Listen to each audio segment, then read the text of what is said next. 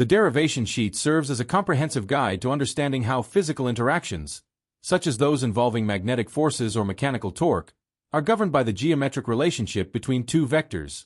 By bridging the gap between raw spatial data and the resulting physical effects, the sheet provides a clear logical path for why these forces behave the way they do.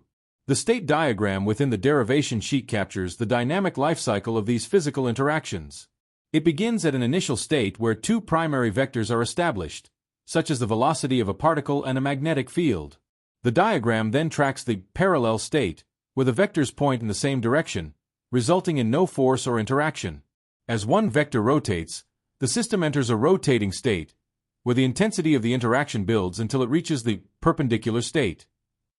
At this peak, the interaction is at its maximum intensity before diminishing as it moves toward the anti-parallel state, where the effect returns to zero. This visual map illustrates that the strength of these physical phenomena is entirely dependent on the angle of interaction. Complementing this, the sequence diagram outlines the step-by-step logical progression required to prove these physical behaviors mathematically.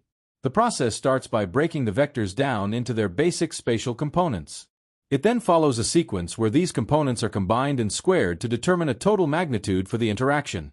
A crucial stage in the sequence is the use of an elegant bridge, known as an algebraic identity, which allows the logic to shift from abstract components to actual geometric properties. By applying fundamental principles of geometry, the sequence concludes by successfully isolating the specific trigonometric relationship that defines the angle between the vectors.